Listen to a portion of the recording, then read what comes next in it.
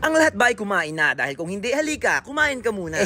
Manood ka muna pala sa video ko. Dahil sa wakas, natupad rin ang matagal ko nang hinihiling. Yun ay ang makakain, ang legit at authentic balbakwa at para sa retiro. Sa karne pa lang nila, siguradong sigurado. Dahil nga sa sobrang lambot, hindi man lalaban ang ipin mo. Mahal mo na lang yung ipaglaban mo. Dahil dito sa Cali Bistro, sila na ang mag-a-adjust mismo para sa'yo. Dahil dito nga mapabata o matanda, may ipin o wala, walang problema yan. Dahil legit na malambot at masarap ang kanilang pagkain. Sobrang napakaganda ng ambience dito guys, kasi pagpasok mo pa lang, napakalawak na agad. Umaga kasi ako pumunta, kaya dito sa loob, wala pang bandang kumakanta. Dito nga ay walang problema kahit may sasakyan ka pang dala. Dahil kahit buong pamilya ang dala at kahit isang barangay pa, walang problema. Dahil kung puno na sa harap, ay may mag-guide sa inyo papunta sa likod. Dahil sa likod, napakalawak ng parking nila dito. Ang Cali Bistro ay nagsiserve ng pares bulalo, sinaglaw at iba pa. At kung gusto mong ma-experience ang kanilang live band, Friday and Saturday night, meron sila niyan. Kaya naman,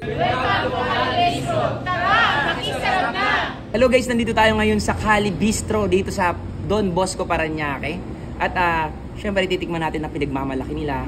Patikim pa lang yan guys. Yung kanilang para sa retiro, nakita nyo naman guys.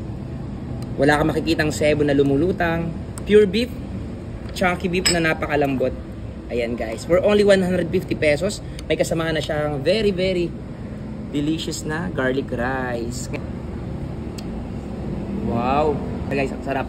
Lasa mo na agad yung garlic, onion leaves, especially yung kanyang star anise. So malalasahan mo. Soy sauce, saka yung sweetness niya, panalo. Then guys, papakita ko sa inyo. Ito, dito na lang kaya. Ayan. Kung gaano kalambot ang kanilang beef dito. At balita ko guys, marami pumunta sa kanila dito mga senior. Talagang ino-order din talaga ito kasi naman kahit senior ka na, hindi ka mahihirapan sa pagkain ito kasi napakalambot guys. So parang corned beef na siya. Oh. Ayun, tikman natin guys.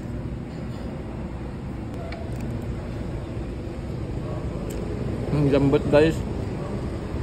Kahit ako senior citizen or palambot na yung ipin. Makakain ko talaga to kasi napakalambot guys. Kitang-kita nyo naman, humihiwalay siya agad, di ba? Yan o. Yan o.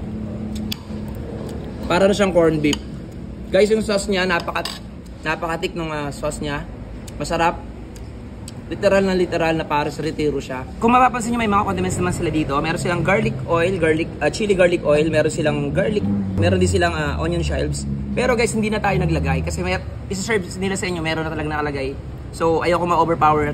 Dito pa lang, masarap na siya, hindi na kailangan lagyan ng mga pampalasa. Pero depende sa inyo kung gusto nyo lagyan. Pero para sa akin, goods na siya. Masarap. Ito ang tinatawag sa kanila na balbakwa medium. Ayan guys, oh. Ikot natin. Yan.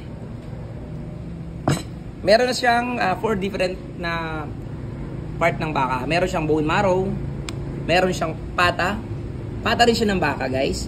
Meron siyang balat na napakalambot. Guys, tawon nyo naman, collagen. Napaka-jelly na niya. Then, meron na siyang beef. Ayan na napakalambot din. Grabe guys parang corned beef na siya no. Then, meron siyang nakatoppings na bell pepper. Yan. Tikman natin yung sabaw niya. Actually, parang di na siya sabaw, parang sarasan na siya kasi napakatik niya. Favorite ko pa naman ng balbakwa. Talagang napakatik niya no. Napaka-beefy flavor kasi yung collagen niya napakalapot na. Ang sarap guys. Ngayon, tikman natin guys ang kanilang napaka-jelly na balbakwa. Grabe. Melting in your mouth. Wala. Natutunaw na siya sa dila guys Kita nyo naman yung texture. Ayan na, ipipisatin natin yan ng tinidor. Okay guys jelly na siya, parang translucent na nga siya Wow, tikman natin guys sa kanin.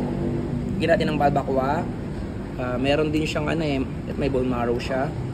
Lagyan natin ng sa pata. Ito pata. Actually itong pata na to parang part din siya ng balbakwa na balat pero kuha pa rin tayo. Lagyan natin ng konting sauce, bell pepper, tsaka yung napakalambot nila na baka.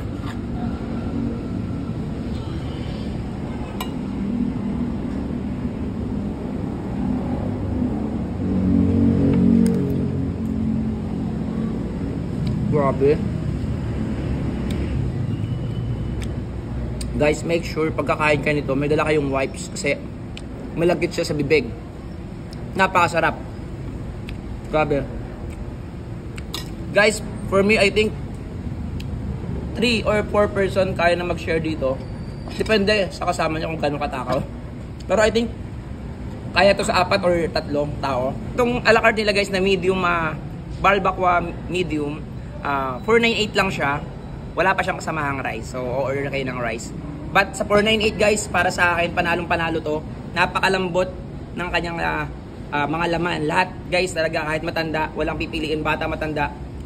Napaka highly recommended nito guys kasi malambot siya. Pero syempre, lagi ko pinapaalala sa mga nanonood sa atin na eat moderately, lalo na sa may mga mataas sa uric acid kasi yung baka mataas sa uric. But para sa akin, napakasarap at may enjoy mo to sigurado. Dito lang yan sa Ali Bistro. Makisarap na.